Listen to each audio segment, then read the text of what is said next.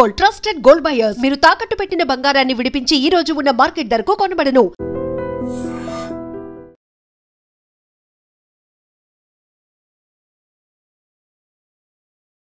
ఈ వారం మన గెస్ట్ 2009 బ్యాచ్ పోలీస్ ఆఫీసర్, పేరు వి రామకృష్ణ గారు, ఇన్స్పెక్టర్, పిటిసి, తిరుపతి.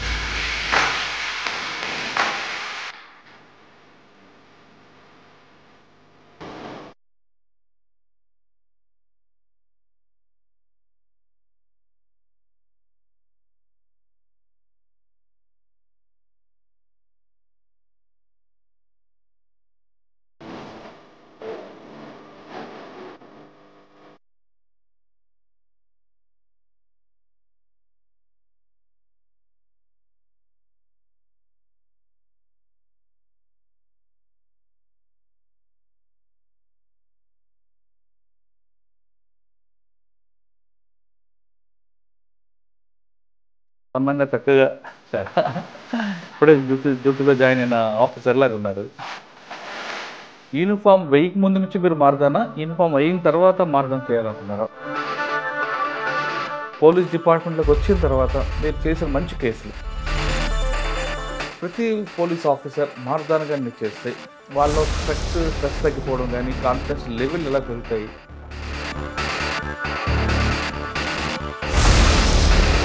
సిద్దిపేటలో అనగానే ఒక నక్సల్స్ మూవ్మెంట్ ఉంటుంది, గిరాయిపల్లి, అవును సార్, తోగుట, అవును సార్, అటువైపు సిరిసిల్ల వైపు జనశక్తి. ఈ సార్. 3 ప్రాంతాలని మీరు ఎలాగ అప్పుడు వర్క్ నేర్చుకున్నారు? ఎక్కువగా మీకు ఛాలెంజ్ వచ్చిన ప్లేస్ ఏది? అంటే సార్ నేను ఒక 2 ఎన్కౌంటర్లలో ఉన్నాను నక్సలిజం పాయింట్ ఆఫ్ వ్యూలో. చెరుకు తోటలో ఒక మీటింగ్ జరుగుతూ ఉంటే, సో అది నా ఎస్ఐ కెరీర్లో ఫస్ట్ కేసు. అంటే ఒక గుర్తు తెలియని, గుర్తు పట్టడానికి వీలైనటువంటి ఒక శవాన్ని తిరుపతి టౌన్లో ఉన్నటువంటి ఒక ప్రాంతానికి సంబంధించినటువంటి ఒక లేడీ ఉంటుంది. హోంగార్డ్స్ ఇప్పిస్తానని, హోంగార్డ్ ఉద్యోగాలు ఇప్పిస్తాను, నాకు పోలీస్ శాఖలో పలుకుబడి ఉందని చాలామంది ఆఫీసుల దగ్గర నాకు భర్తకు మందు బాగా తాపిచ్చి ప్రియుడితో కలిసి అతని అనుచరులను పెట్టుకొని చంపి ఒక ఆత్మహత్యలాగా చిత్రీకరిస్తారు. చూడండి, స్మగ్లింగ్ చెప్పండి. అక్కడ అంబులెన్స్లో తీసుకొని పోయేది.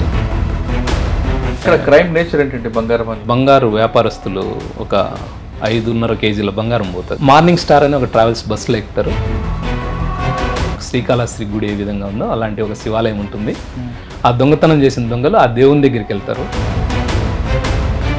వృత్తి గురించి చెప్పారు బాగా. మీ ప్రభుత్వం ఈ మార్గాన్ని ఎందుకు ఎంచుకున్నారు?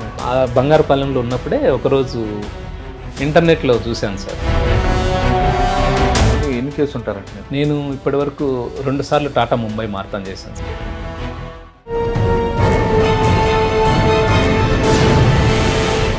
Welcome to crime diaries. ఈ వారం మన గెస్ట్ 2009 బ్యాచ్ పోలీస్ ఆఫీసర్, పేరు వి రామకృష్ణ గారు, ఇన్స్పెక్టర్, పిటిసి, తిరుపతి. రామకృష్ణ గారు పోలీస్తో పాటు మారథాన్ ప్రియుడు. ఆయనకి వృత్తి పోలీసింగ్ అయితే ప్రవృత్తి మారథాన్. ఆయన ఎందుకు మారథాన్ ఎంచుకున్నారు, ఇప్పటివరకు ఎన్ని చేశారు విషయాల్ని సార్ నడి తెలుసుకున్నాం. ఇది ఒకటే కాకుండా మంచి మంచి కేసులు కూడా ఆయన డిటెక్ట్ చేశారు. ఒక చిన్న లీడ్ తీసుకొని పక్క రాష్ట్రాలకు వెళ్ళి మరీ తీసుకొచ్చిన కేసులు కూడా ఉన్నాయి. ఆ విషయాలు అన్నిటి తెలుసుకున్నాం. సార్ నమస్తే అండి. నమస్కారం సార్. సన్నంగా చక్కగా సార్ ఇప్పుడే డ్యూటీలో జాయిన్ అయిన ఆఫీసర్ లాగా ఉన్నారు. ఇన్స్పెక్టర్గా వచ్చారు మీరు. Thank you sir.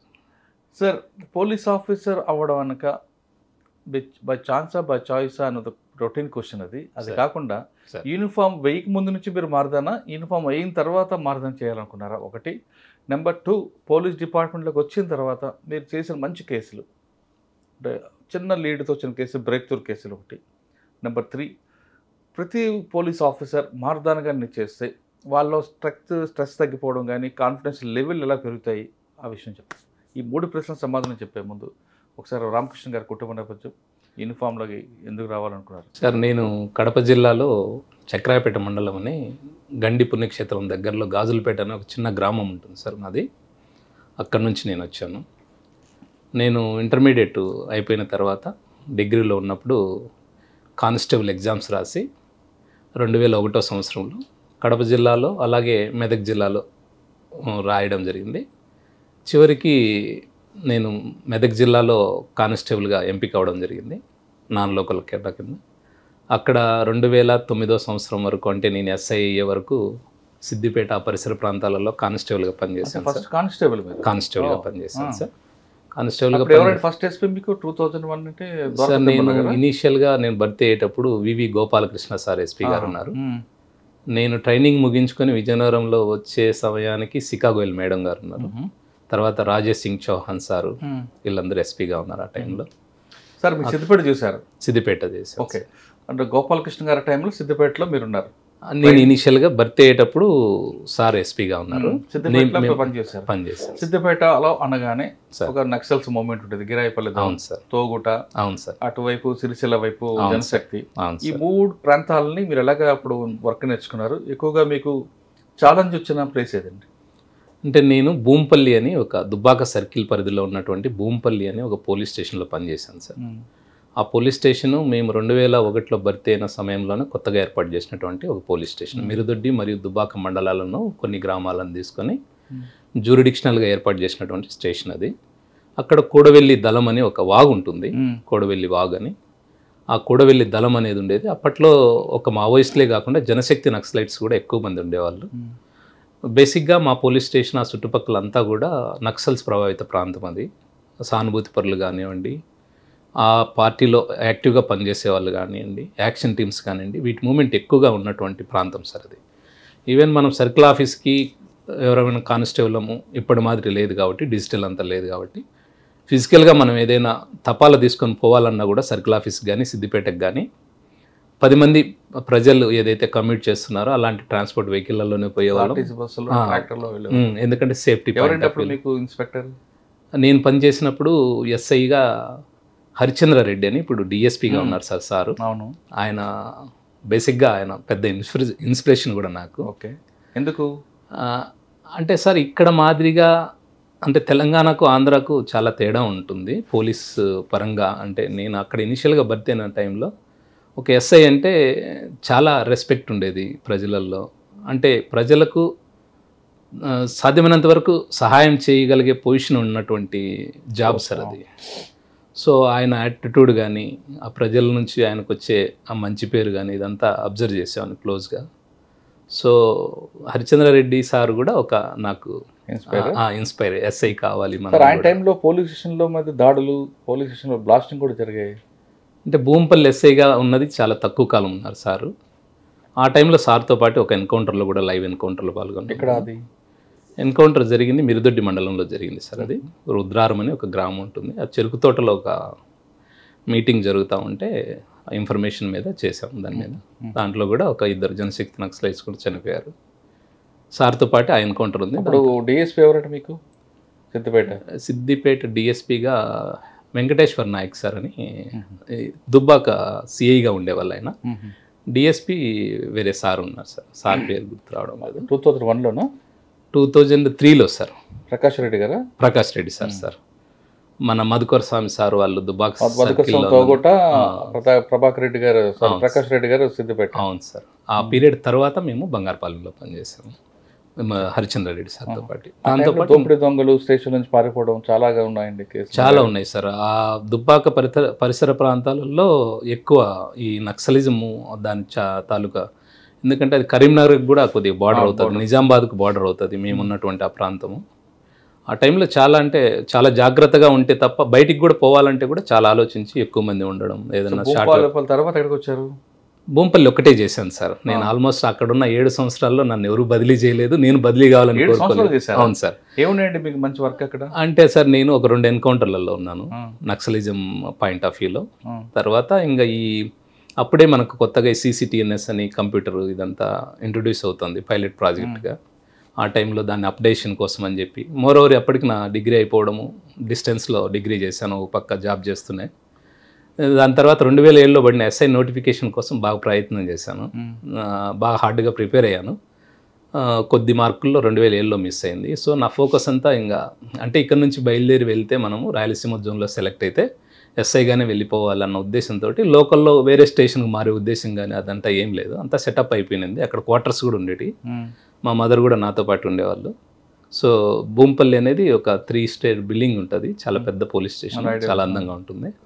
అక్కడే ఉండిపోయి అక్కడ 2007లో రాకపోయేసరికి మళ్ళీ 2009లో గట్టిగా ప్రయత్నం చేసి జాబ్ వచ్చిన తర్వాత 4th zone Kurnool zone select చేసుకుని ఇట్లా వచ్చేసి. అంటే మీ పోలీసింగ్కి బేస్ భూంపల్లి సార్, భూంపల్లి అనుబంధం సిద్దిపేట జిల్లా. అవును సార్.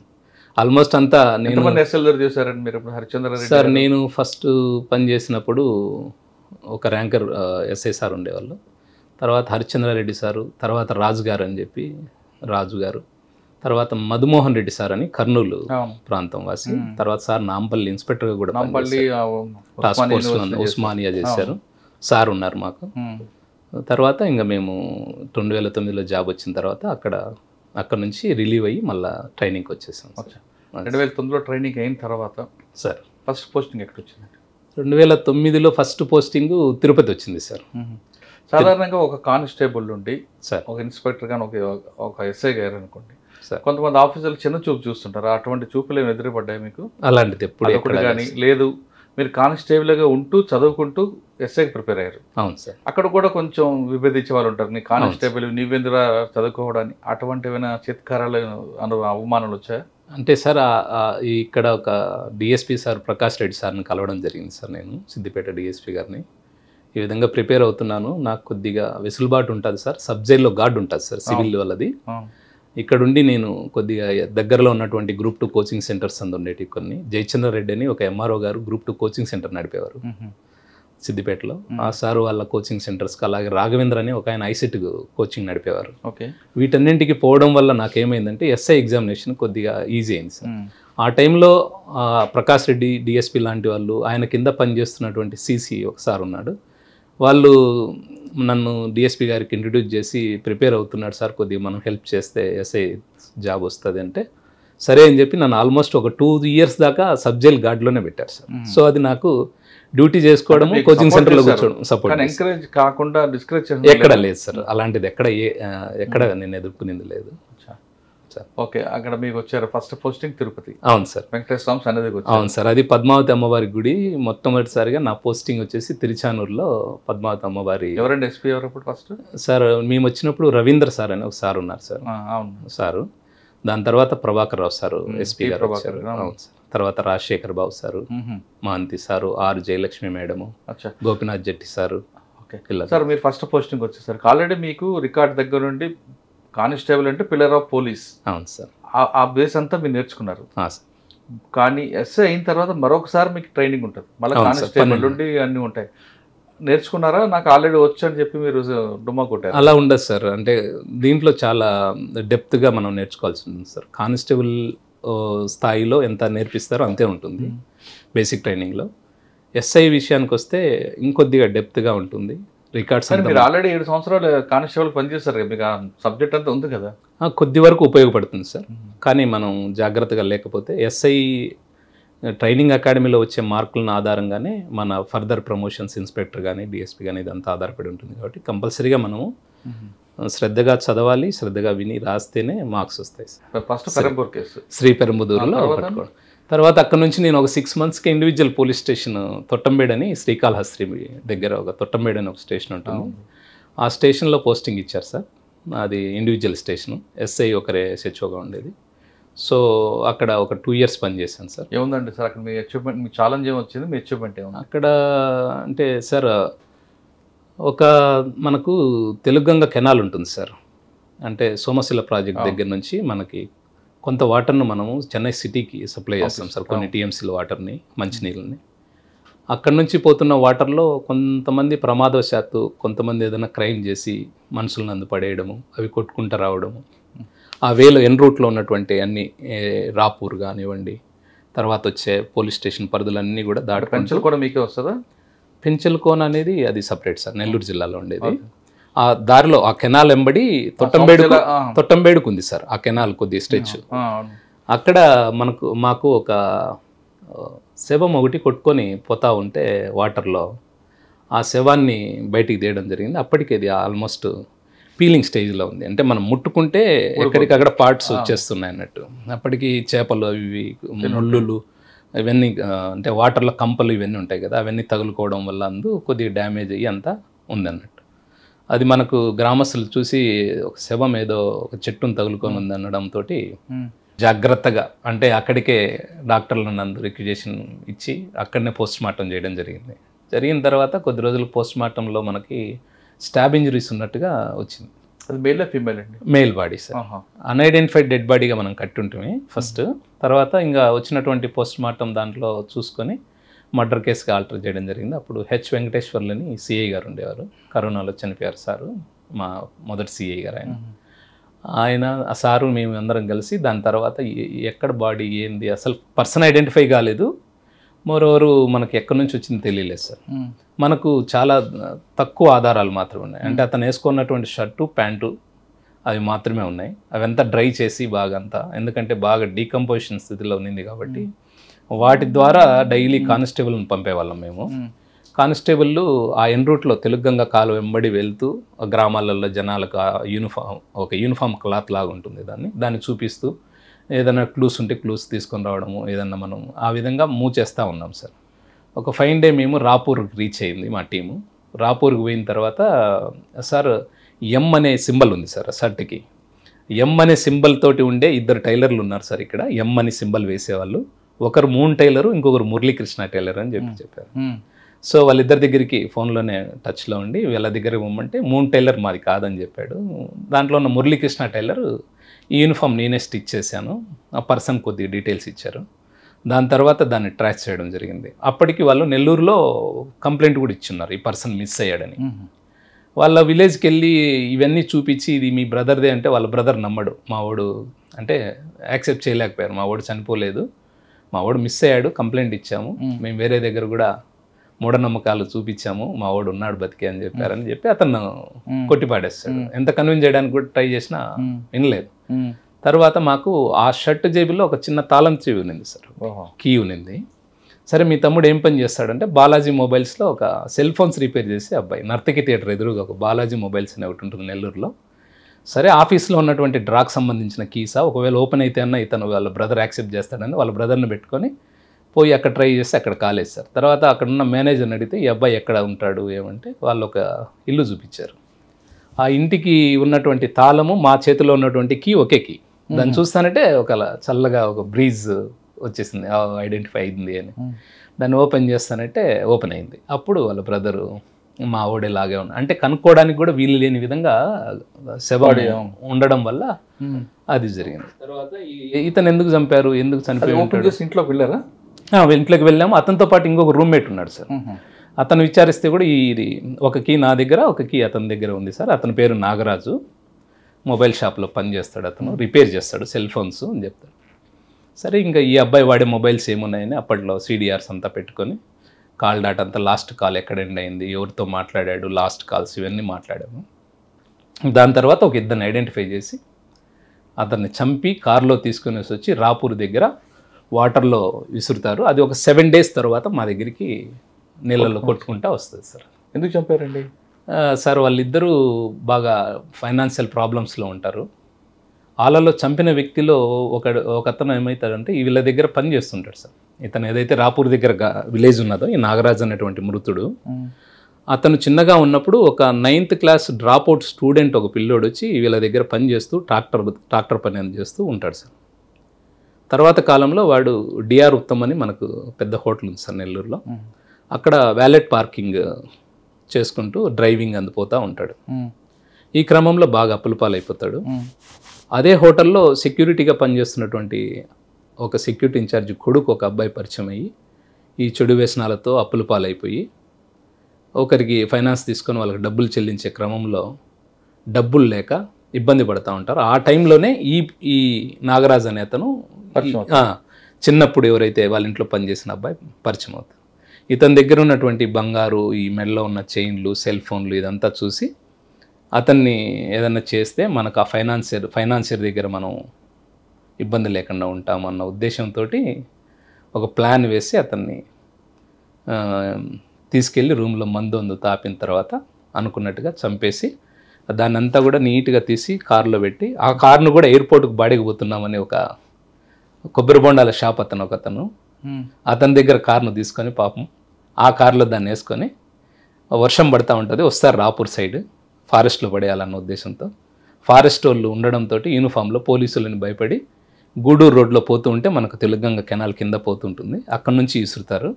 ఒక 7 days తర్వాత మన తొట్టంబేడు పరిధిలో ఉన్నటువంటి తంగెళ్ళపాలెం అనే గ్రామం దగ్గరికి వచ్చి దాన్ని పట్టుకోవడం జరిగింది.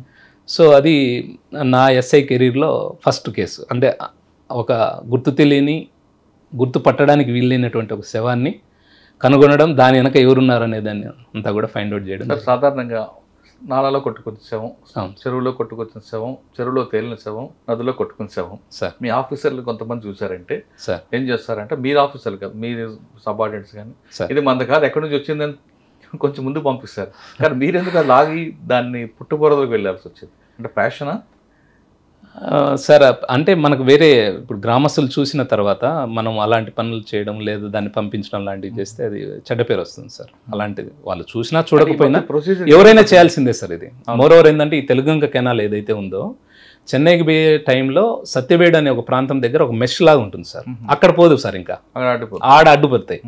సో ఇలా మిస్ అయిన కేసులు, యాక్సిడెంటల్గా పడినోళ్ళు లేదా ఏదైనా క్రైమ్లో ఇన్వాల్వ్ అయిన మెజారిటీ కేసులు సత్యవేడు పోలీసులకు ఒక పెద్ద ప్రాబ్లం. అది ఛాలెంజ్ వాళ్ళకి పాపము దాన్ని ఐడెంటిఫై చేయడం కానీ దాన్ని తీసి అదంతా చేయాలంటే చాలా ఇష్యూస్ ఉంటాయి.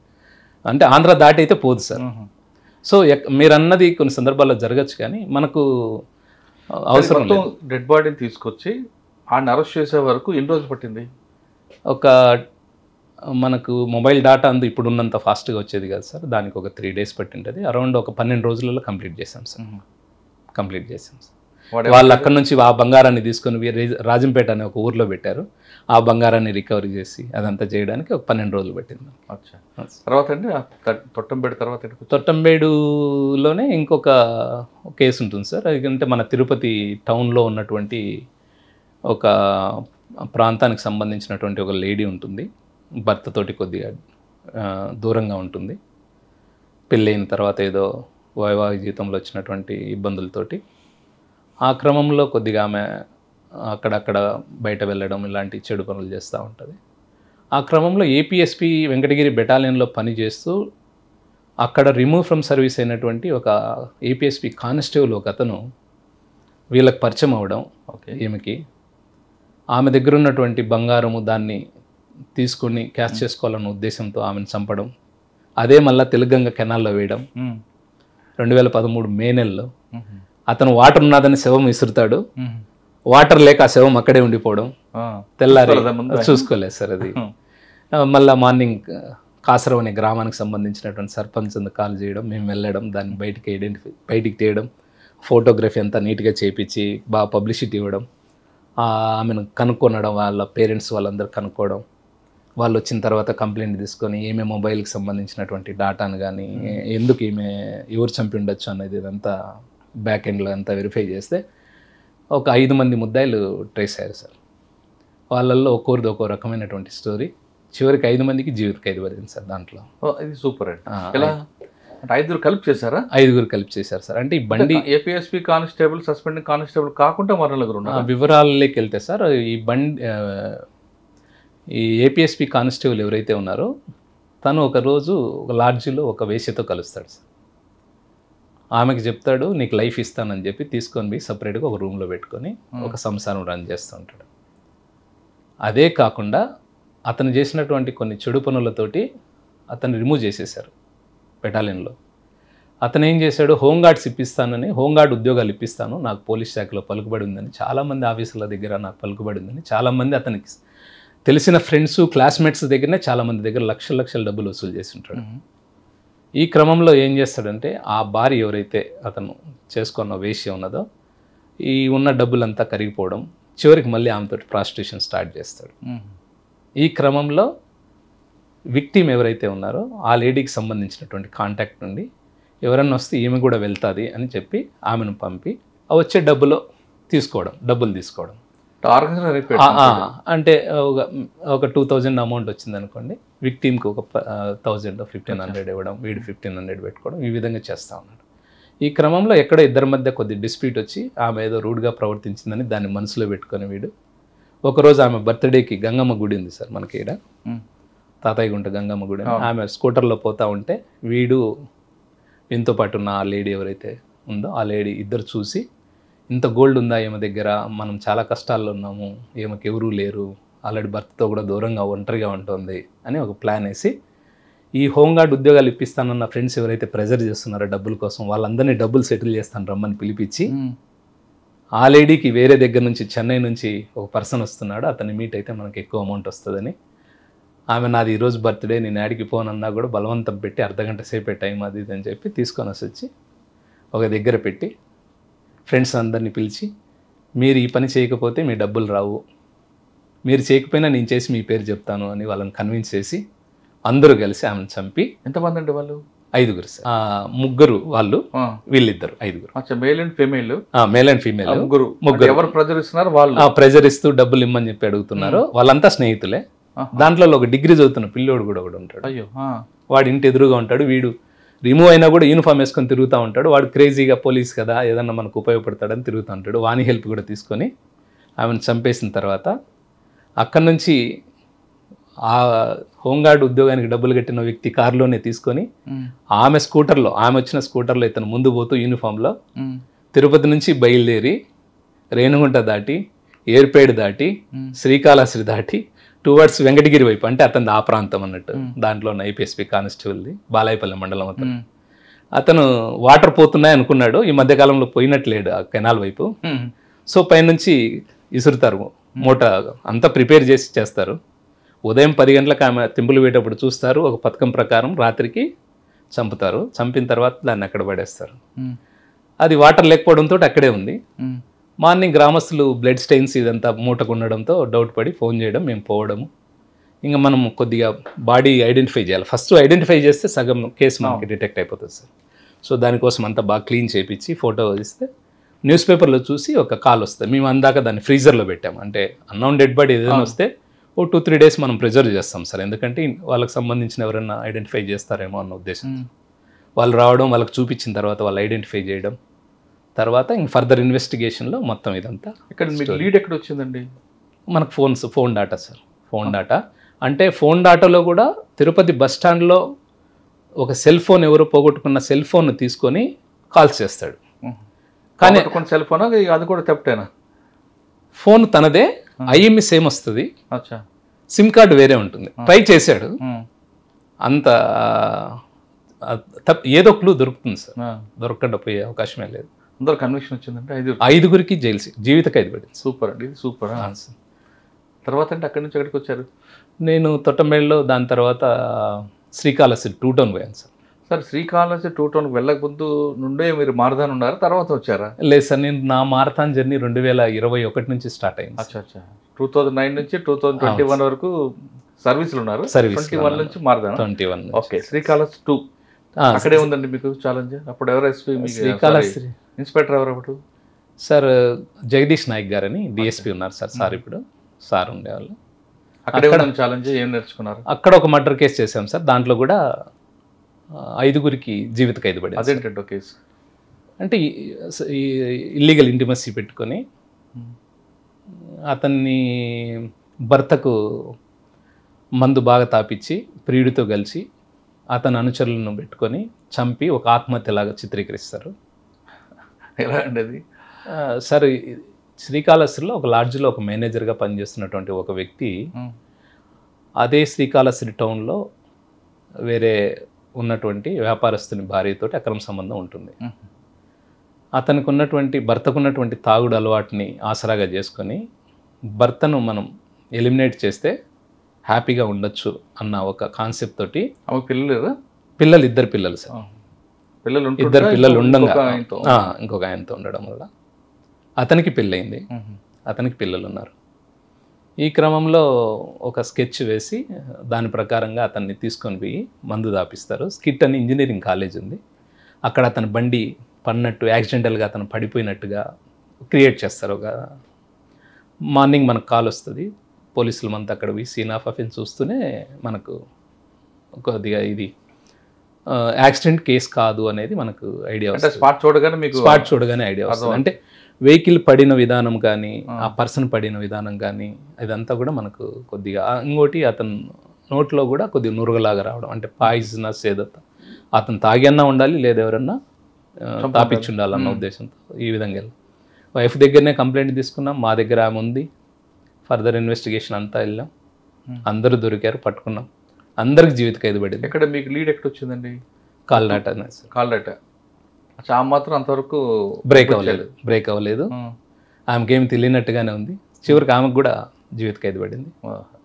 దాంట్లో ముఖ్యంగా పిల్లల సాక్ష్యం బాగా పనిచేసింది సార్.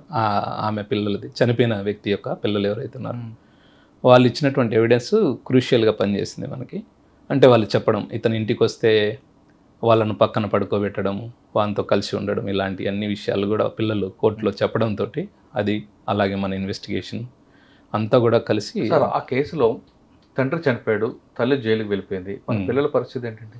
ఉన్నారు సార్, వాళ్ళ బాబాయ్ ఒక అతను ఉన్నారు, అతను బాగా రెస్పాన్సిబుల్ పర్సన్, అతను టేక్ కేర్ చేస్తున్నారు. ఇప్పుడు ఆవిడ ఇంకా జైల్లో ఉందా?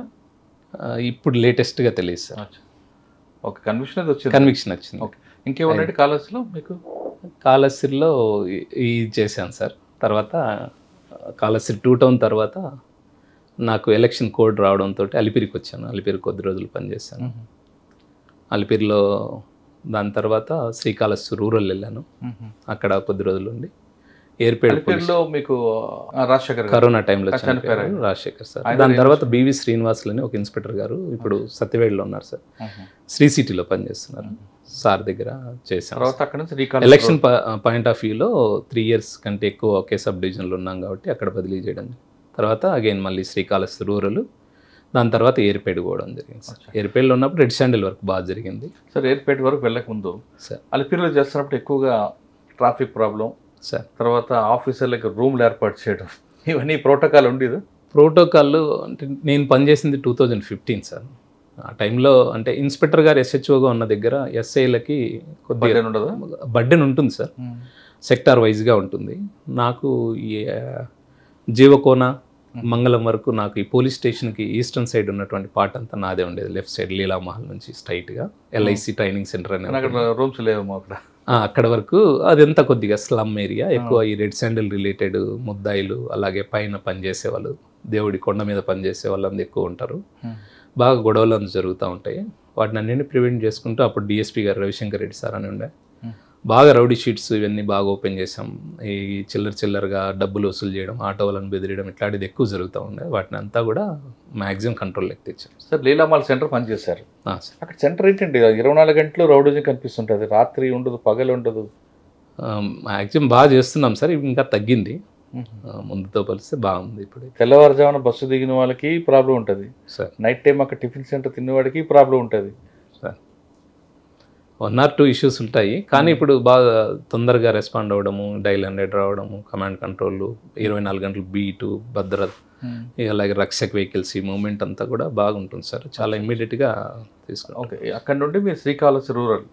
అవును సార్, శ్రీకాళహస్తి ఎయిర్పేడ్ చేశాను. ఎయిర్పేడ్ తర్వాత బంగారుపల్లెంకి వెళ్ళాను సార్. ఎయిర్పేడ్లో మీకు చెప్పండి, మీకు అసలైన అక్కడ వారు అక్కడ స్టార్ట్ అయింది కదా. ఎయిర్పేడు అంటే ఎయిర్పోర్ట్ అందు ఉంటుంది కాబట్టి కొద్దిగా ప్రోటోకాల్, VIPs మూమెంట్ అంది ఎక్కువ. ఎక్కడ మీకు ఎదురైంది అంటే అప్పుడు రెడ్ శాండిల్స్ అంటే మాకు ఈ ఫారెస్ట్ ఏరియా ఉంది సార్, కొద్దిగా ఈ back side Venkatagiri towards Venkatagiri మనం వెళ్ళేటప్పుడు శ్రీకాళహస్తి, బీవీపురము, గొల్లపల్లి, అలాగే ఆ పైన ఉన్నటువంటి గ్రామాలలో కొద్దిగా అక్కడ కూడా కొద్దిగా రెడ్ శాండిల్కి అంటే ఎంట్రీ అంటే అటువైపు ప్రాంతం ఇటు కూడా ఉందా?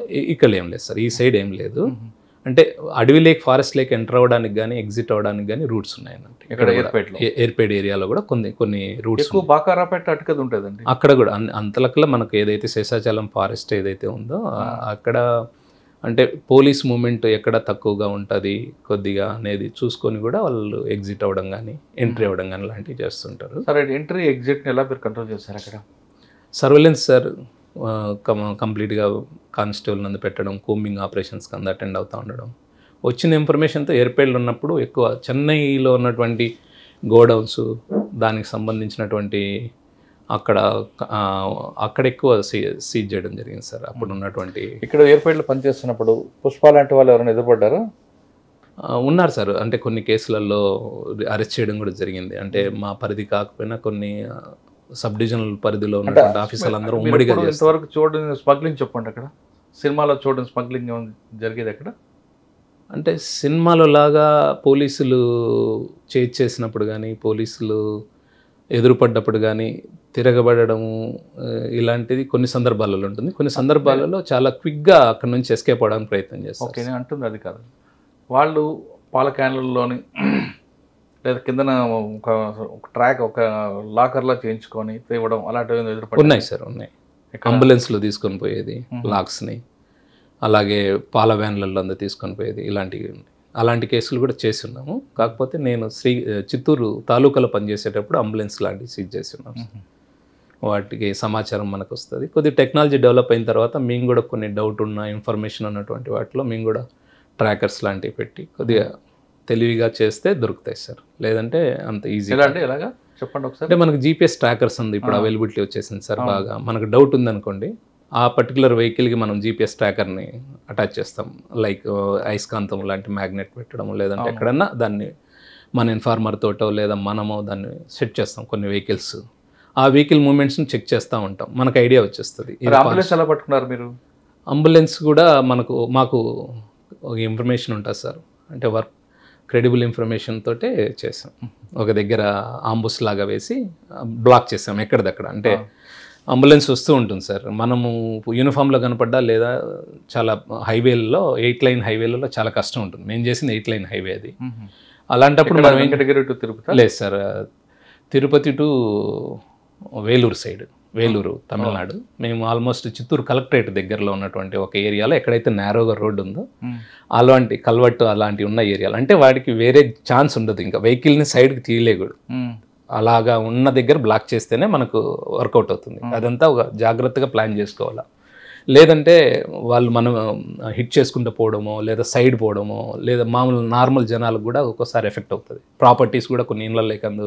అంబులెన్స్ మీరు పెట్టించాడు డౌట్ రాకుండా, వాడికి డౌట్ రాకుండా మీరే ముందు పెట్టారా లేదా మీకు ఇన్ఫర్మేషన్ వస్తే అంబులెన్స్ మీరు రెడీ చేస్తారా? ఒక అంబులెన్స్లో వస్తుందని ఇన్ఫర్మేషన్ సార్. దానికి మనం ఏం చేసాం, మన స్టాఫ్ను అక్కడక్కడ పెట్టాం.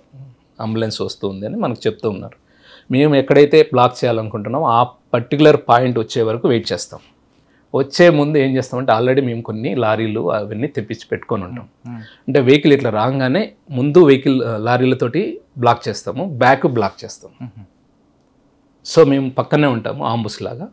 ఇమ్మీడియట్గా పోవడం, రష్ అవ్వడం, అందరినీ దాంట్లో కూలీలు కూడా కూర్చొని ఉన్నారు. మేము పట్టుకున్న దాంట్లో దొంగలతో పాటు కూలీలు కూడా ఉన్నారు. కూలీలు దొరికారు. అంబులెన్స్లో ఎవరున్నారని అడిగారా మీరు? అంత టైం ఉండదు సార్. వాళ్ళకు తెలుసు పోలీసులు ఇంటర్వ్యూన్ అయ్యారంటే ఇంకా కంపల్సరీ రెడ్ శాండిల్ తీసుకుపోతున్నామని తెలిసే వచ్చారనేది వాళ్ళకు ఐడియా ఉంటుంది. ఎన్ని దొరికాయండి దొంగలు? దాంట్లో అరౌండ్ ఒక 50 దాకా దొరికాయి సార్ లాక్స్. ఎక్కడి నుంచి తీసుకొస్తున్నారట వాళ్ళు?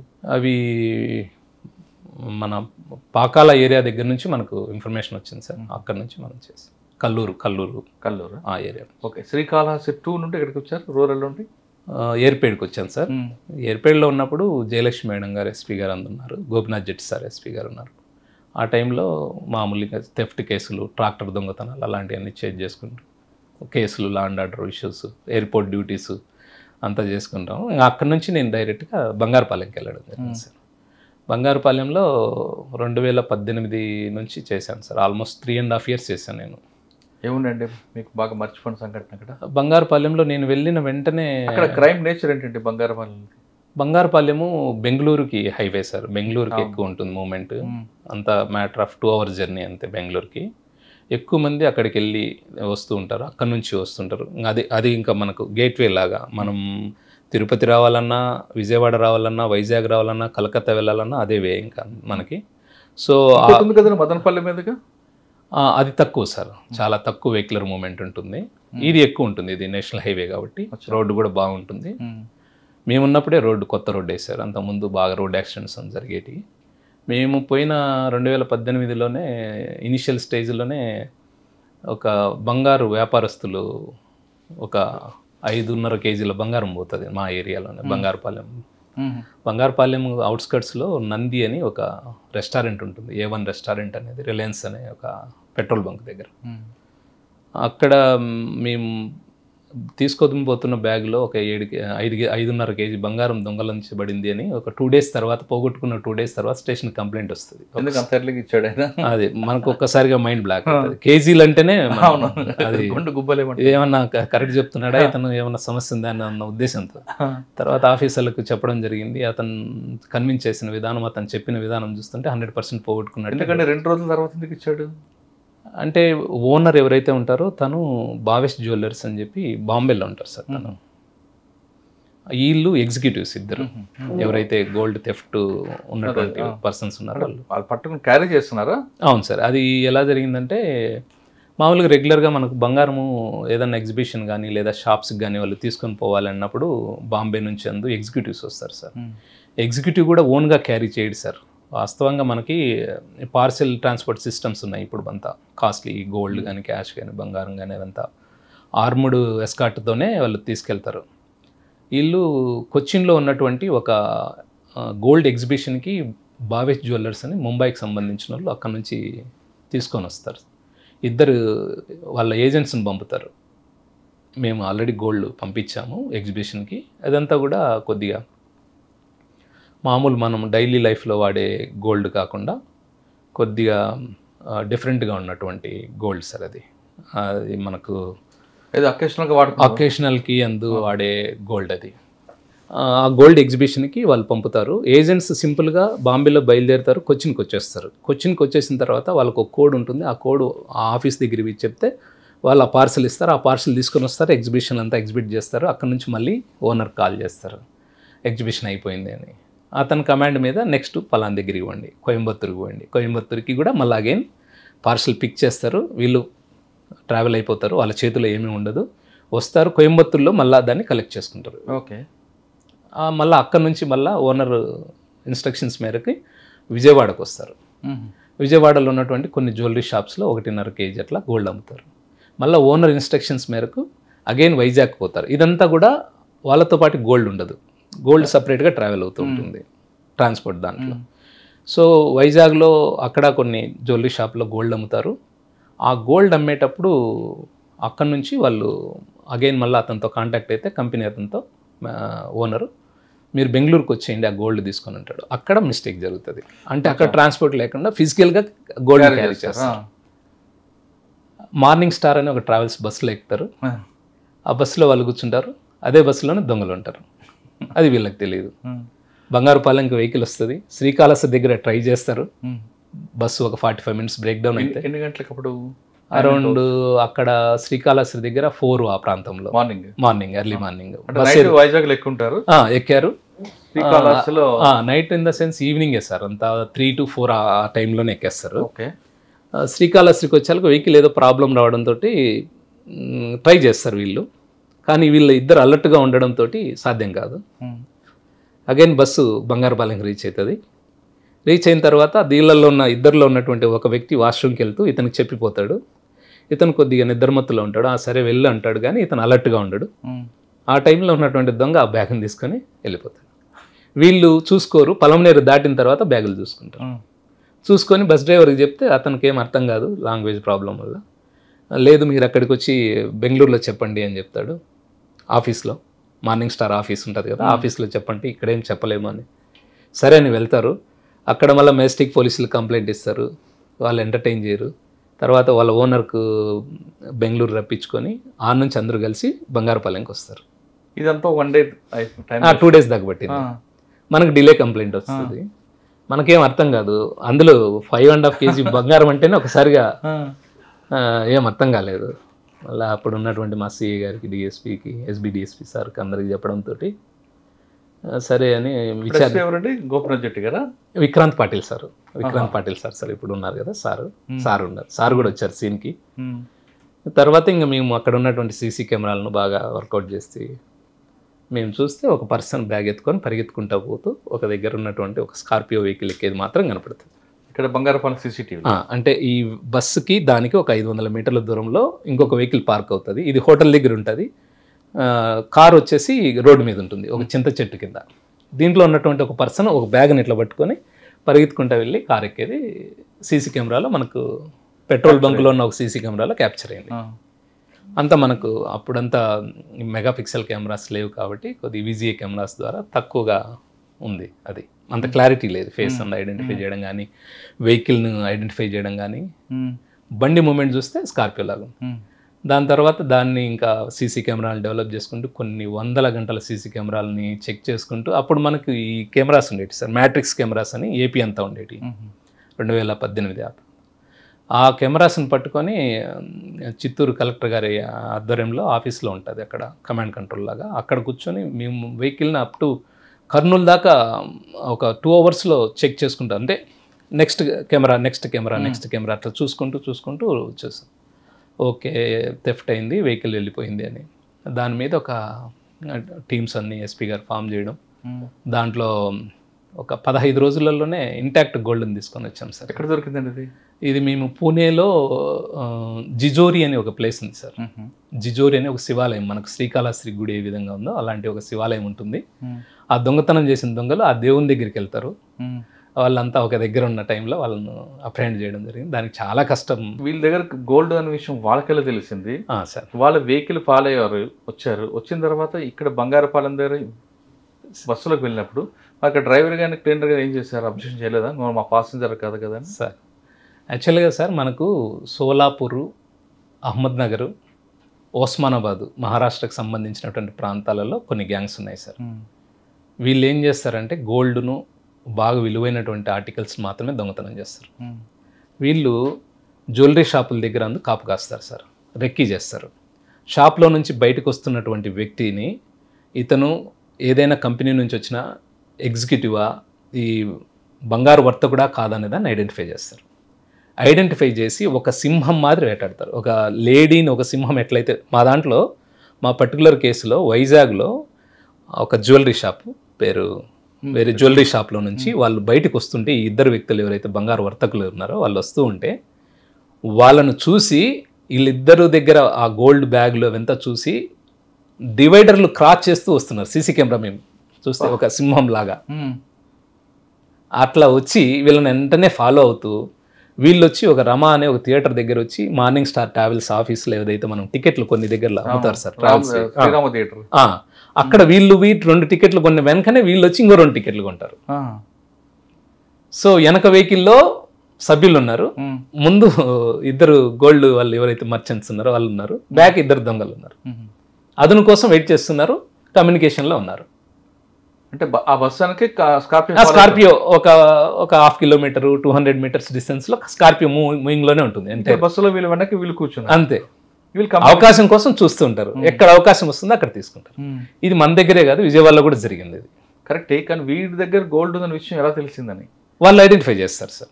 ఆ పర్టికులర్ ఏదైతే మనం మాట్లాడుకున్న గ్యాంగ్ ఉందో, మహారాష్ట్రకు సంబంధించిన గ్యాంగ్, వాళ్ళు ఐడెంటిఫై చేస్తారు. పొలంలో ఏదో ఇక్కడ మన బంగారపాలెం బస్సు ఆగింది. అవును సార్. వీళ్ళు పాసింజర్లే కాబట్టి ఎక్కారు. ప్యాసింజర్లే ఆల్రెడీ టికెట్ తీసుకొని ఉన్నారు, ప్యాసింజర్లే టికెట్ తీసుకొని ఉన్నారు, డౌట్ రాదు.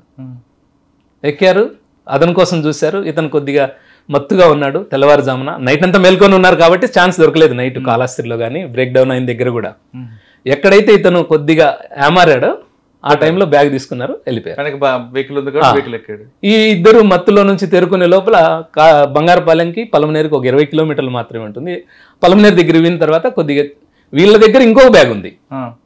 బంగారం పోయిందని చెప్తే దీంట్లో ఇంకా దొంగలు ఉంటే ఏమన్నా ప్రాబ్లం అవుతుందన్న ఉద్దేశంతో వాడు డ్రైవర్కు కండక్టర్ కూడా చెప్పరు. వాళ్ళు మా ఆర్టికల్స్ పోయినాయి, మా వస్తువు పోయింది, ఒకసారి వెండి అంటాడు, ఒకసారి వేరే వస్తువులు వినాయని చెప్తాడు. వాళ్ళకి అర్థం కాక ఏం చేస్తారంటే, సరే నువ్వు ఏదన్నా ఉంటే బెంగళూరు హెడ్ ఆఫీస్లో మా మార్నింగ్ స్టార్ ఆఫీస్లో మాట్లాడుకొని అక్కడ కంప్లైంట్ చేసుకుందరండి అని తీసుకెళ్ళిపోతారు. సో వాళ్ళకి అర్థం కాదు. ఇంకా వస్తే వాళ్ళు వచ్చి మన దగ్గర డీల్ చేయలేక మళ్ళీ అతన్ని ఓనర్ని పిలిపించుకోవడం ఇదంతా చేస్తారు. ఇంకో బ్యాగ్లో కూడా బంగారం ఉంది. ఉంది. అదెంత ఉంది? అది ఒక 11 కేజీలు మిగులుతుంది అమ్మగా. పోయింది 5.5 కేజీ, ఇంకొక 5.5 కేజీ ఇంకో బ్యాగ్లో ఉంటుంది. సార్ మీరు అన్ని యాంటిక్ జ్యువెలరీ సార్ ఇది. ఇందాక మనం మాట్లాడుకునేటప్పుడు యాంటిక్ జ్యువెలరీ అని ఒకటి ఉంటుంది. ఎలా ఉంటుందంటే లైక్ కాపర్ లాగా ఉంటుంది సార్. ఇది అదేలేండి, కలర్ చూడడానికి పేపర్ కలర్. అవును సార్, ట్రెడిషనల్ జ్యువెలరీ. అవును సార్. అవును సార్. ఇప్పుడు సీసీ కెమెరా ఫాలో అయింది కదా? అవును సార్. సీసీ కెమెరా లీడ్ వచ్చింది. అవును సార్. అంటే మీరు పూణే వరకు దాన్ని ఫాలో చేసుకుంటూ వెళ్ళారా? పూణే వరకు వెళ్ళలేకపోయాం సార్. కర్నూలు వెళ్ళిన తర్వాత మనకి ఇంకా రాలేదు. మళ్ళీ వాళ్ళు కొట్టి వాళ్ళు వెనక్కి వెళ్ళారా? వాళ్ళు వెళ్ళిపోయారు సార్. ఎటు వెళ్ళారు? టువర్డ్స్ సోలాపూర్ సైడ్ వెళ్ళారు. అంటే సోలాపూర్ అంటే ఇటు హైదరాబాద్ హైదరాబాద్ రూటే వెళ్ళారు. మెజారిటీ ఏం చేస్తారంటే టోల్ గేట్స్ అని అవాయిడ్ చేసుకుంటూ కొద్దిగా నెంబర్ ప్లేట్లు మార్చుకుంటూ పోతారు. మనకు వచ్చిన ప్రధానమైన క్లూ ఏంటంటే ఆ స్కార్పియో వెనకన రెజ్లర్ ఉంటాడు కదా సార్, కుస్తీ వీరుడు. ఆ కుస్తీ వీరుని ఒక స్టిక్కర్ ఉంటుంది. ఆ స్టిక్కర్ ని లాగేయడం వల్ల ఒక ఇంప్రెషన్ అట్లే ఉంది. ఆ స్టిక్కరే మమ్మల్ని కాపాడింది. ఆ స్టిక్కర్ పట్టుకొని వెళ్తాం మేము. ఆ స్టిక్కర్ పట్టుకొని వెళ్ళిన తర్వాత మాకు విజయవాడ పోలీసు వాళ్ళు అప్పటికే, అంటే మా దానికంటే ముందు జరగడం, అక్కడ మా బ్యాచ్మేట్ ఆఫీసర్ ఉండడం, వాళ్ళతో ఇంటరాక్ట్ అవ్వడం, వాళ్ళు కొన్ని నెంబర్లు ఇవ్వడం, ఆ కైండ్ ఆఫ్ నేరాలు చేసేమో క్రిమినల్స్ని అందరిని ఎగ్జామిన్ చేసుకోవడం, ఇదంతా చేసుకున్న తర్వాత మేము ఒక నెంబర్ను ఏదో రావడం, ఆ నెంబర్ను పట్టుకుంటే ఆ నెంబర్ జుజోరి అని ఒక ఏరియాలో పూణే రూరల్ జిల్లాలో ఉంది. ఒక టీం ఏమో ఉస్మానాబాద్లో ఉన్నాము, ఒక టీం ఏమో పూణేలో ఉన్నాము. నాలుగు దిక్కులు ఉన్నాం. నలుగురం ప్లేస్లోకి వచ్చాం. అందరం ఆ ప్లేస్కి వచ్చేసాం. జిజోరి అని ఏదైతే టౌన్ ఉందో ఆ టౌన్కి వచ్చేసాం. 200 లాడ్జీలు ఉన్నాయి. అప్పుడు ఇప్పటి మాదిరి ఎగ్జాక్ట్ లొకేషన్స్ వచ్చే పరిస్థితి కాదు. కైండ్ ఆఫ్ లొకేషన్స్ టైప్స్ ఉంటాయి. ఇంకా దాన్ని వెరిఫై చేస్తున్నాం. అందులో ఒక టవర్ అనేది ఒక 3 to 5 kilometers రేడియస్ వరకు మనకి సిగ్నల్స్ పాస్ చేస్తూ ఉంటుంది కాబట్టి ఎగ్జాక్ట్గా అంత అజిముతులు ఇదంతా ఇష్యూస్ ఉంటాయి. సో అక్కడ ఉన్నటువంటి అన్ని లాడ్జ్ల దగ్గర ఉన్నటువంటి వెహికల్స్ను పార్కింగ్ లాట్ని చెక్ చేస్తున్నాం. అరౌండ్ 5:30 ఆ ప్రాంతానికి వెహికల్ కనపడింది. మా వెహికల్ ఒక లాడ్జ్ దగ్గర. ఇంకంతే అగైన్ మళ్ళీ కడపలో ఒక చల్లని బ్రీచ్ పని అయింది మనకి అని. వెహికల్ ఉంది కానీ వాడు ఉండుట కదా అంటే ధైర్యం సార్, వెహికల్ దొరికింది. ఫర్దర్ క్లూ ఉంటుంది కదా, నెక్స్ట్ స్టెప్ వేయడానికన్నా అట్లీస్ట్ హ్యాపీ అనిపించింది. మళ్ళీ వాడు వెహికల్ దగ్గరకు వచ్చాడా? మేము వెళ్ళాం సార్. వెళ్ళి రిసెప్షనిస్ట్ అడిగితే 8 మంది ఉన్నారు సార్ అని చెప్పాడు. 8 మంది రూమ్ తీసుకున్నారు, ఒకే రూమ్ లోనే ఉన్నారు అని చెప్పాడు. సూపర్. అదే టైంకి కానిస్టేబుల్ పోతా ఉన్నారు, బీటోళ్ళు, ఆ జ్యూరిడిక్షనల్ వాళ్ళు. వాళ్ళకి విషయం చెప్పి ఇట్లా ఆంధ్ర పోలీస్ అంటే వాళ్ళు వెంటనే ఆఫీసర్ని పిలిపియడం. ఆ ఆఫీసర్ కూడా విత్ ఇన్ 5-10 minutesలో రావడం. అంత నైట్లో కూడా మాకు సపోర్ట్గా నిలబడడం, మేమందరం పోవడం, అక్కడ ఉన్న హోటల్ బాయ్ తోటి నాకు చేపించడం, వాళ్ళు ఓపెన్ చేయడం. 8 మంది. ఆ కేసులో ఇంటాక్ట్ గోల్డ్ రికవర్ అయింది. ఆ తర్వాత నేను అక్కడ నుంచి ట్రాన్స్ఫర్ అయినా ఆ కేసు ట్రయల్ టైంలో అటెండ్ అవ్వడం జరిగింది. సాక్షులందరినీ జాగ్రత్తగా విట్నెస్లు చేయించడం జరిగింది. 3 సంవత్సరాలు వాళ్ళకి జైలు శిక్ష పడడం జరిగింది. ఆ వెహికల్ కూడా సీజ్ అయిందా? అన్ని సీజ్ చేసాం సార్. వెహికల్ సీజ్ చేసాం, పర్సన్స్ అరెస్ట్ చేసాం. అంతా అప్పలనాయుడు సార్ ఎస్పీ సార్ ఉన్నప్పుడు, అప్పలనాయుడు సార్ ఉన్నప్పుడు కన్విక్షన్ పడింది. విక్రాంత్ పాటిల్ సార్ ఉన్నప్పుడు అఫెన్స్ జరగడం, రికవరీ జరగడం అంతా కూడా విక్రాంత్ పాటిల్. నాకు దాంట్లో సారుకు ఒక ఈ బెస్ట్ ఇన్వెస్టిగేటర్ అనే ఒక అవార్డు సార్ ఇచ్చేవాళ్ళు, నాకు ఇచ్చారు సార్. ఆ 3 years కన్విక్షన్ నేను ఈవెన్ నా పోలీస్ స్టేషన్ కాకపోయినా కోర్టుకు అటెండ్ అయ్యి అక్కడ ఉన్నటువంటి విట్నెస్లందరినీ జాగ్రత్తగా, ఆ బస్ డ్రైవర్ల నుంచి అందరినీ మనం ఎగ్జామిన్ చేసి జాగ్రత్తగా చేసినాం కాబట్టి 3 సంవత్సరాలు జైలు శిక్ష పడింది. జైలు శిక్ష వచ్చారు. తర్వాత ముందు ఏమైనా వాళ్ళకి పడ్డాయా? ఉంటుంది సార్. అది బంగారుపాలెం తర్వాత బంగారుపాలెంలో ఇంకొక కేసు చేసాం సార్ మేము. బంగారుపాలెంలో నేను పనిచేసేటప్పుడే ఒక కోర్టులో పనిచేస్తున్నటువంటి ఒక స్టాఫ్ ఇంట్లో వాళ్ళు హైదరాబాద్కి వెళ్ళినప్పుడు ఇంటిని బ్రేక్ చేసి ఒక 10 grams బంగారం తీసుకెళ్ళిపోతారు. దాని మీద కంప్లైంట్ ఇస్తాడు, కేసు రిజిస్టర్ చేస్తాం సార్. 1 month తిరగకుండా అదే ఇంట్లో ఉన్నటువంటి ఒక కారు దొంగతనం అవుతుంది sir. SP sir Vikrant Patil సారే ఉన్నారు అప్పుడు. 1 month బ్యాక్ హౌస్ బ్రేక్ అయింది. 1 month తర్వాత మళ్ళీ కారు దొంగతనం అయింది. ఏమి ఇది అని చెప్పి కారు దొరికే వరకు నువ్వు ఏడన్నా పట్టుకొని వచ్చేసేయాలని చెప్తే కష్టాలు పడి ప్రయత్నం చేస్తే మా కారు తప్ప 15 కార్లు రికవర్ అయింది. 1.5 కోట్ల విలువైన ఇన్నోవాలు, అన్ని రకాల కార్లను రికవర్ చేశారు. మా కారు మళ్ళీ రికవర్ అయింది సార్. ఇవి రికవర్ అయిన తర్వాత కాదు చేసిన ఇంట్లోకి ఎందుకు వచ్చాడు వాడు? సార్ వాడి ఇన్వెస్టిగేషన్లో మనకు తెలిసింది ఏంటంటే హౌస్ బ్రేక్ చేసినప్పుడు 2nd key తీసుకొని వెళ్ళిపోతాడు వాడు. అది మనకు ఈ ఎవరైతే ఆ ఇంటికి దాన్ని తను కూడా చూసుకోలేదు, ఇవ్వలేదు. ఇంకొక రోజు వాళ్ళు లేనప్పుడు వాడు దర్జాగా లోపలికి వచ్చి పార్కింగ్లో ఉన్న కార్ను తీసుకొని వెళ్ళిపోతాడు. అలా జరిగింది సార్. దాన్ని కూడా రికవర్ చేయడం. ఎవడండి వాడు? పేరు వాడు చాలా కేసులు ఉన్నాయి. వంశీ అని ఒక ముద్దాయి. పోలీసు వాళ్ళ ఎస్కాట్లో తప్పించుకున్నాడు, జైల్లో నుంచి తప్పించుకున్నాడు. చాలా నటోరియస్. ఒంగోలు ఏరియా సార్ అతన్ని, సింగరాయకొండ ప్రాంతము, సొంతూరు. రకరకాల పేర్లతో పిలుచుకుంటూ ఉంటాడు. అంటే వంశీ అని ఒక ఆయన సూడో పోలీసు ఒక ఆయన ఉండేవాడు. వంశీ అలియాస్ తిరుపతి స్వామి అనే వ్యక్తి సార్ ఈ పర్టికులర్ కేసులో. మేము రికవరీ చేసిన కేసులో మా కేసు కోసం పోతే చాలా కేసులు దొరికాయి సార్. అవి ఏంటంటే కార్లు దొంగతనం చేసే బ్యాచ్ ఉంటుంది సార్. వీళ్ళంతా ఎలాంటి కార్నైనా బ్రేక్ చేస్తారు. వీళ్ళు కొన్ని రకాల టూల్స్ అవైలబుల్లో ఉన్నాయి మనకి. alibaba.com అట్లాంటి దాంట్లో ఈ సిగ్నల్స్ని ఏదైతే సెన్సార్స్ ఉంటాయో వాటిని బ్రేక్ చేసి ఈ మనకి ఏదైతే ఎలక్ట్రానిక్ కీస్ ఉంటాయి కదా సార్, మాన్యువల్ కీస్ కాకుండా అలాంటి వాటిని ఈజీగా ఇంటరప్ట్ చేసి. ఇప్పుడు కార్ ఉంది, వాడు మీకు చెప్పుంటాడు ఎంబోలో కార్కి టచ్ చేస్తేనే అది అరుస్తుంటది. అవును సార్. ఆ మోడల్ కూడా కొట్టగలరా? చేస్తారు. రెండోది ఎలక్ట్రానిక్ కీ ఉంది. ఎలక్ట్రానిక్ కీ వాళ్ళందరూ అక్కడ నుంచి అంటారు. అసలు మన కారులో ఉన్నటువంటి ఈసీజీ బైపాస్ చేస్తూ యాక్ట్ చేసే పరికరాలు ఇప్పుడు మార్కెట్లో ఉన్నాయి సార్. అలాంటి వాటిని ఉపయోగించుకొని 10 minutesలోనే కార్ను అన్లాక్ చేసి ఎలాంటి మీరు అనుకున్న సైరన్ కానీ ఏమే కానీ రాకుండా బయటికి తీస్తారు. ఎలాంటి కార్లు అయినా, క్రెటా కార్లు కానీ, ఇన్నోవా కార్లు కానీ అలాంటి. మరి అటువంటి కార్లు అటువంటి దీన్ని మనం కాపాడకుండా ఏం చేయాలి? Manual key best sir. Manual కీతో సేఫ్ గార్డ్ చేసుకోవచ్చు మనం. అంటే మా వాళ్ళందరూ కొంతమంది ఎలక్ట్రానిక్ గా దీంట్లో అలవాటు పడ్డారు, పాకెట్ లో పెట్టుకుంటారు, ఇక్కడ నుంచి నొక్కుతారు. దాంతో ఏదైతే సెన్సార్స్ ఉంటాయో రేడియో వేవ్స్ కానీ ఇవంతా కూడా డిస్టర్బ్ చేస్తూ చేయొచ్చు సార్. కొన్ని రకాల ఎక్విప్మెంట్స్ మాన్యువల్ కీ బెస్ట్ ఎప్పటికైనా. అవును సార్. మాన్యువల్గా ఏదైతే లాక్ ఉందో అదే బెస్ట్ ఏ కార్కైనా. ఈ ఎలక్ట్రానిక్ కీస్ని ట్యాంపర్ చేయొచ్చు. ట్యాంపర్ చేశారు. మా పర్టికులర్ కేసులో అదే జరిగింది. మధురైకి సంబంధించి కొంతమంది మా వాళ్ళందరూ ఇదే బెస్ట్ అంటారండి. అది బెస్ట్ అని నేను చెప్పను సార్, ఎందుకంటే అది ట్యాంపర్ చేసే అవకాశం ఉంది. మా కేసులలోనే మేము చూసాం. కేసు చూపించాడు వాడు? చేసి చూపించాడు. మధురైకి సంబంధించినటువంటి ఒక ముద్దాయి ఉన్నాడు. అతను కర్ణాటక, ఆంధ్ర ఆల్మోస్ట్ 200 కార్స్ దాకా. షోరూమ్ లో కూడా చెప్తాడు కదా, ఎలక్ట్రానిక్ గ్యాడ్జెట్స్ పెట్టుకుంటే హ్యాపీగా ఉంటుంది, లైట్ ట్రాకర్స్ లాంటివి యూజ్ చేయొచ్చు. అది కూడా ట్రాకర్స్ మనం ఐడెంటిఫై చేసేటివి కూడా ఉన్నాయి. ట్రాకర్స్ లాంటివి పెట్టుకుంటే జీపీఎస్ ట్రాకర్స్ లాంటివి అట్లీస్ట్ మన వెహికల్ ఎక్కడ పోతుంది అనేదన్నా మనకు ఐడెంటిఫై అవుతుంది. అతను తీసి పడేసే వరకు. ఓకే, తర్వాత ఎక్కడికి వచ్చారంటే మీరు నెక్స్ట్ పోస్టింగ్? నేను బంగారుపాలెం దాటిన తర్వాత చిత్తూరు తాలూకాకు వచ్చాను సార్. చిత్తూరు తాలూకాలో పనిచేసి అక్కడ ఉన్నప్పుడు కొద్ది రోజులు డీటీసీలో ఉండి ప్రమోషన్ వచ్చినాక ఇప్పుడు పీటీసీ తిరుపతిలో ఉన్నాను సార్. సార్, ఈ వృత్తి గురించి చెప్పారు బాగా. మీ ప్రభుత్వ ఈ మారథాన్ ఎందుకు ఎంచుకున్నారు మీరు? ఎవరు ఇన్స్పైర్ అయి చేశారు మీకు? సార్, మారథాను నేను 2021 వరకు నాకు మారథాన్ అంటే తెలియదు సార్. అసలు లిటరల్గా నాకేం తెలియదు. నేను మా బ్యాచ్లో ఉండే కొంతమంది ఈ డయాబెటిక్ అవ్వడం ఇదంతా అబ్జర్వ్ చేసి కొద్దిగా హెల్త్ కాన్షియస్గా ఉండాలా, కొద్దిగా ఫిట్గా ఉంటే తప్ప మనం సర్వైకాల్ ఏమన్నా ఒక దాంతో చిన్నగా వారానికి ఒక 5 km 10 km ఇట్లా రన్నింగ్ కొట్టుకుంటూ రన్నింగ్ చేస్తూ బంగారుపాలెంలో ఉండేవాడిని సార్.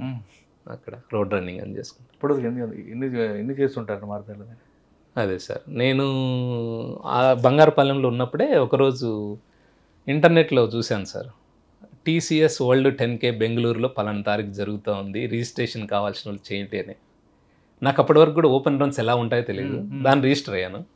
ఆ రోజు పోయి చూస్తే దాదాపు 15,000 మంది రన్నర్స్ రన్ చేస్తున్నారు 10 kilometers. ఆ ఎన్విరాన్మెంట్ అదంతా నాకు కొత్తగా అనిపించింది. అంటే రన్నింగ్ని ఇంత పాషన్గా చేస్తారా అని. అది నా ఫస్ట్ ఓపెన్ రన్ నా జర్నీ సార్. బెంగళూరు 2022 మే నెల 15 సార్. ఓకే, దాని తర్వాత నుంచి ఇంకా రన్నింగ్ ఫ్రీక్వెంట్ అయిపోయింది సార్. నాకు ఫ్రీక్వెంట్ అయింది. ఫస్ట్ హాఫ్ మారథాన్ చేయాలి అన్న ఉద్దేశంతో కేరళ మున్నార్లో చేశాను, హిల్ హాఫ్ మారథాన్. దాని తర్వాత 42 kilometers రన్ ఒకటన్నా చేయాలి, అట్లీస్ట్ ఫినిష్ లైన్ వరకు వెళ్ళగలుగుతామా లేదా చేయాలని 2023లో టాటా ముంబై మారథాన్ చేశాను సార్. 42 kilometers, 42.2 kilometers ఒక ఫుల్ మారథాన్. ఆ డిస్టెన్స్ని నేను ఫినిష్ లైన్ దగ్గరికి వెళ్తే చాలు అనేది నా కాన్సెప్ట్ ఉండే. 4 గంటల 20 నిమిషాలకు ఫినిష్ చేశాను సార్ నేను. 42 kilometers, 42.2 kilometers. ఎంత స్పీడ్లో ఉంది అంటే పర్ కిలోమీటరు ఒక 6.15 ఆ రేంజ్లో ఉంటుంది సార్. దాని తర్వాత దీని మీద కొద్దిగా బెంగళూరు బేస్డ్ ఒక పేస్ మేకర్స్ అనే ఒక ట్రైనింగ్ ఇచ్చే ఒక ఉంది సార్. అది వాళ్ళతో టైఅప్ అవ్వడం, వాళ్ళతో కాంటాక్ట్ అవ్వడం, వాళ్ళ ట్రైనింగ్ తీసుకోవడం. ఇదే టైంలో నేను ఎక్స్లో ఒక పర్సన్ బాగా రన్నింగ్ చేస్తూ ఉన్నాడు సార్. అది మేము ఉంటున్న చిత్తూరు పరిసర ప్రాంతాల్లో రన్నింగ్ చేస్తూ ఉంటే అతన్ని గురించి ఆ విలేజ్ కనపడుతుంది మనకి, మ్యాపింగ్ అంతా ఉంటుంది గూగుల్ మ్యాప్. అక్కడ పనిచేస్తున్న మా హెడ్ కానిస్టేబుల్ చెప్పి పలానా పర్సన్ ఎవరు ఎంక్వైరీ చేసి కొద్ది కాంటాక్ట్ ఇవ్వమంటే అతను కాంటాక్ట్ ఇచ్చిన తర్వాత తను పరిచయం అయ్యాడు, సునీల్ కుమార్ కోయి అని. అతను పరిచయం అయిన తర్వాత నా లైఫ్, నా మారథాన్ జర్నీనే మారిపోయింది సార్. వాళ్ళు సునీల్ కుమార్తో పాటు తిలక్ అనే ఒక అన్న ఉన్నాడు, సురేష్ రాథోడ్ అని, అలాగే మంజునాథ్ అని, నలుగురు ఉన్నారు. వాళ్ళని నేను బిగ్ 4 అంటాను. ఇండియన్ రన్నింగ్ కమిటీలో మంచి రన్నర్స్ సార్ వాళ్ళందరూ ఆల్రెడీ బోస్టన్ చేశారు వాళ్ళు పరిచయం అవ్వడం, వాళ్ళు అప్పటి నుంచి నన్ను గైడ్ చేస్తూ మెంటర్స్గా, కోచ్లుగా నాకు అన్ని వాళ్ళు. ఎన్ని చేస్తుంటారండి మీరు? నేను ఇప్పటివరకు 2 సార్లు టాటా ముంబై మారథాన్ చేశాను సార్. 2023లో, 2024లో అదే టాటా ముంబై మారథాన్ను 3 గంటల 19 నిమిషాల్లో చేశాను. రీసెంట్గా జరిగినటువంటి ఈ మన 2024 టాటా ముంబై మారథాను 3:31 మినిట్స్లో చేశాను సార్. మొన్న జరిగిన న్యూఢిల్లీ మారథాన్లో 3 గంటల 26 నిమిషాల్లో కంప్లీట్ చేశాను సార్. నాకు వీళ్ళు ఈ రన్నింగ్ కమ్యూనిటీలోకి వచ్చాక ఫ్రెండ్స్ పరిచయం అవ్వడము, నా మెంటర్స్ వాళ్ళు, ఇదంతా తర్వాత బోస్టన్ అనే ఒక మారథాన్ ఉంది సార్. మనకి వరల్డ్ మేజర్స్ ఒక 6 మేజర్స్ ఉన్నాయి. ఇప్పుడు కొత్తగా సిడ్నీ కూడా యాడ్ అయింది, 7 మేజర్స్. దాంట్లో oldest marathon Boston marathon sir. అది రన్నర్స్కి ఒక మక్కలాగా, రన్నింగ్ కమ్యూనిటీలో ఉండే ప్రతి ఒక్కరూ కూడా బోస్టన్లో రన్ చేయాలని కోరుకుంటారు సార్. దాని మీద నాకు ఇంకా దీంట్లోకి ఇన్వాల్వ్ అయిన తర్వాత ఎట్లయినా బోస్టన్ మారథాన్ చేయాలి అనే ఒక లక్ష్యం పెట్టుకొని స్టార్ట్ చేశాను. ఇప్పుడు ట్రైనింగ్ అవుతున్నాను. అది సాధించాలంటే నేను 3 గంటల లోపల ఇక్కడ ఇండియాలో ఏదైనా ఇంటర్నేషనల్ అథ్లెటిక్స్ సంబంధించినటువంటి ఆ ఫెడరేషన్ వాళ్ళ ఆర్గనైజ్డ్ ఈవెంట్లో 3 అవర్స్ లోపల రన్ చేస్తే బోస్టన్కి మనకు వీసా కానీ అక్కడ రన్ చేయడానికి అవకాశం కానీ దొరుకుతుంది. మీ గోల్ దాన్ని గోల్గా మీరు చేస్తున్నారు కదా, మీ డిపార్ట్మెంట్ సపోర్ట్ ఉందా? ఉంటుంది సార్, ఎంకరేజ్ చేస్తారు బ్యాచ్మేట్స్ కానీ, ఆఫీసర్స్ కానీ. సెలవులు కావాలన్నారు సార్. సార్ మీరు మారథాన్ చేస్తున్నారు, ఫిట్నెస్ కరెక్ట్గా ఉంది సార్. మీ డైట్ ఏంటండి? డైట్ అంతా కూడా నేను ఫిట్నెస్ ట్రైనర్ని ఒకరిని పెట్టుకున్నాను సార్. అంటే ఒక పాయింట్ వరకు బాగానే ఉంటుంది సార్ రన్నింగ్. కొద్దిగా అడ్వాన్స్ లెవెల్కి వెళ్ళాలంటే ఇంజురీ అయ్యే అవకాశం ఉంటుంది. దట్ ఆఫ్టర్ 40 తర్వాత కొద్దిగా ఇంకా ఎక్కువ ఇంజురీ అయ్యే అవకాశం ఉంటుంది మనం ప్రాపర్ ప్రికాషన్స్ తీసుకోకపోతే. సో దానికి 100% మనం జిమ్ చేయాల్సి వస్తుంది. ఒక 2 to 3 డేస్ వీక్లీలో జిమ్ను పెట్టుకోవాలి. తీసుకునే డైట్ జాగ్రత్తగా ఉండాలి. వెయిట్ చాలా ఇంపార్టెంట్. రికవరీ, స్లీప్ అన్నీ కూడా చాలా ప్రభావం చూపిస్తాయి సార్ రన్నింగ్ మీద. డైట్లో రైస్ ఉంటుందా? రైస్ ఉంటుంది సార్. ఆఫ్టర్నూన్ మాత్రమే రైస్ ఉంటుంది మెజారిటీ. అంటే వెజ్, నాన్ వెజ్ అన్నీ ఉంటాయి. నేను వెజిటేరియన్ ఎక్కువ ప్రిఫర్ చేస్తాను సార్. వెజిటేరియన్ ఎక్కువ తీసుకుంటాను. అంటే వెజిటేరియన్ మెయింటైన్ చేస్తే అంత ఫిట్నెస్ వస్తుందా మీకు? వస్తుంది సార్. దానికి నాన్ వెజ్ తినాలని, ఎగ్ తినాలి అంటారు. ఎగ్ తీసుకుంటాం సార్. ఎగ్ తీసుకుంటాము ప్రోటీన్ కోసము. ప్రోటీన్ బేస్డ్ డైట్ ఎక్కువ ఉంటుంది. కొద్దిగా వెయిట్ జాగ్రత్తగా ఉండాలి సార్. ఎందుకంటే ఒక అడ్వాన్స్ లెవెల్ రన్నింగ్ చేయాలి, కొద్దిగా స్పీడ్ పెరగాలి అంటే మనం ఒక వాటర్ బాటిల్ పట్టుకొని రన్ చేయాలంటే కష్టం అవుతుంది సార్. 1 లీటర్ వాటర్ బాటిల్ పట్టుకొని రన్ చేయాలి సార్. మీరు 5 years నుంచి చేస్తున్నారు కదా? 2022 సార్. 22లో సీరియస్గా స్టార్ట్ చేశాను. 4 years సార్. 4 years వెళ్తున్నప్పుడు ఎప్పుడైనా ఇంకెంతకాలం పరిగెడతామని అనిపించిందా? లేదు ఇంకా మీరు అన్నట్లు బోస్టన్కి వెళ్దాం అనుకున్నారా? లేదు ఒక్కోసారి హెల్త్ ఇష్యూస్ వచ్చినప్పుడు వద్దురా అనుకున్నారా? వచ్చాయి సార్. నాకు లాస్ట్ ఇయర్ కూడా నేను 4 months ఇంజూరీ అయ్యాను. కొద్దిగా ప్రాపర్గా వామప్, కూల్ డౌను, ఈ స్ట్రెంథనింగ్ ఎక్సర్సైజెస్ ఇదంతా చేసుకోవాలి సార్. చాలా అంటే చాలా జాగ్రత్తగా డిసిప్లిన్గా ఉండాలి సార్. ప్రతి దాంట్లో డిసిప్లిన్గా ఉండాలి. 4 కర్లలో వేయాలి, రన్నింగ్ చేసుకోవాలి, మళ్ళీ ఆఫీస్ని అంతా కూడా బ్యాలెన్స్ చేసుకోవాలి, జిమ్కి వెళ్ళాలి, అంతా ప్రాపర్గా ఉండాల్సి వస్తుంది సార్. అంటే ముందు ఎవడం దొంగ పరిగెడితే 5 నిమిషాలు పట్టుకుంటారు. అలానే ఏం లేదు సార్, అలానే ఏం లేదు, పరిగెత్తాము ప్రాక్టీస్ చేస్తున్నాం అనుకోండి. మీరు ప్రజెంట్ అయితే ఫిట్గానే ఉన్నాం కాబట్టి ప్రయత్నం చేస్తారు సార్. ఫైనల్గా చెప్పండి, మీ గోల్ ఏంటండి? మా బోస్టన్ వెళ్ళడం చేయడం కాకుండా ప్రొఫెషనల్గా సార్ ఈ బోస్టన్ రన్ అయిపోయిన తర్వాత తిరిగి మళ్ళీ లా అండ్ ఆర్డర్లోకి రావడం. లా అండ్ ఆర్డర్లో 10 మందికి సహాయపడాలి, మన స్టేషన్కి వచ్చే వాళ్ళల్లో 10 మందికి ఉపయోగపడాలి. అలాగే డిపార్ట్మెంట్ యొక్క ఏదైతే ఇమేజ్ ఉందో దాన్ని కాపాడుకుంటూ సీనియర్ ఆఫీసర్ల ఇన్స్ట్రక్షన్స్ను ఫాలో అవుతూ ఇంకా మన చేతనైనంత వరకు ఎవరైతే నీడీ మన దగ్గరికి వస్తారో వాళ్ళకి సహాయపడాలి అనేదే ఉద్దేశం సార్. సార్ మీకు ఆంధ్రప్రదేశ్ ప్రభుత్వం నుండి పోలీస్ డీజీపీ గారి నుండి ఏబీసీ అవార్డు పెట్టుకుంటారు. ఏబీసీ అవార్డు వచ్చింది? ఏ కేసుకి వచ్చింది? 2 కేసులకు వచ్చాయి సార్. ఒకటి మనం ఇందాక మాట్లాడుకున్న 5.5 kg బంగారు చోరీ కేసులో ఏబీసీ అవార్డు వచ్చింది. 2 వచ్చాయి. హ్యాట్రిక్ తీసుకోవాలి అని ఉంది. పోలీస్ డిపార్ట్మెంట్లో రామకృష్ణ గారు రోడ్ మోడల్. ఆయనది ఒక ఇన్స్పైర్ స్టోరీ. కానిస్టేబుల్గా డిపార్ట్మెంట్కి వచ్చిన అక్కడితో ఆగిపోకుండా ఇంకొంచెం ముందుకు వెళ్ళాలి అనే కసితో ఆయన ఫస్ట్ టైం ఫెయిల్ అయినా సెకండ్ టైం ఎస్ఐగా సెలెక్ట్ అయ్యారు. ఎస్ఐగా సెలెక్ట్ అయ్యి మంచి మంచి కేసులు బ్రేక్ చేయడం, కొంతమంది ఆఫీసర్లతో టీం వర్క్ చేసుకుంటూ ఇన్వెస్టిగేషన్ పార్ట్లో వెళ్ళడం, బెస్ట్ ఇన్వెస్టిగేషన్ ఆఫీసర్గా ఒక మంచి అవార్డు తీసుకున్న ఇంకా ఆయనలో ఒక చిన్న అసంతృప్తి, అదే మారదాన్. అందులో కూడా మారదాన్లో కూడా చాలా మారదాన్లు బాంబే టాటా మాల్ కానీ లేదా బాంబేలో కానీ బెంగళూరులో కానీ మున్నార్లో చేసిన ఈసారి గోల్ పోస్ట్ అని పెట్టుకున్నారు. పోస్ట్ అని మారదాన్ ఖచ్చితంగా సక్సెస్ అవుతారు. అయిన తర్వాత కూడా మరొకసారి ఇంటర్వ్యూ చేద్దాం. అయితే ఆయన చెప్పింది ఇంపార్టెంట్. మారదాన్ విషయం పక్కన పెడితే ప్రొఫెషనల్ ఇంపార్టెంట్. ప్రొఫెషనల్ని పర్సనల్ రెండు కలపకుండా రెండు మేనేజ్ చేసి చేయడం అనేది ఆయనకు ఒక స్పెషాలిటీ.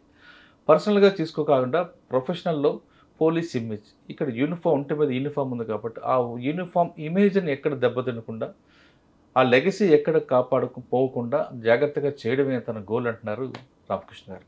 ప్రతి ఒక్కరు కూడా ఎక్కడ వచ్చామో అక్కడితో అయిపోకుండా ఆయనది ఒక ఇన్స్పైర్గా తీసుకొని చాలామంది ముందుకు వెళ్తే భారతదేశంలో మీలాంటి రామకృష్ణ లాంటి వాళ్ళు కానీ మీలాంటి యువకులు ఎక్కడో ఉంటారు, ఎక్కడో ఉంటుంది, భారతదేశ పేరు కూడా మారిపోతుందంటూ ఎలాంటి సందేశం లేదు. ఇది రామకృష్ణ గారితో ఎక్సలెంట్ ఇంటర్వ్యూ. వచ్చే వారం మరో గెస్ట్తో మళ్ళీ కలుద్దాం. అంతవరకు నమస్తే. థ్యాంక్ యూ అండి. Thank you very much.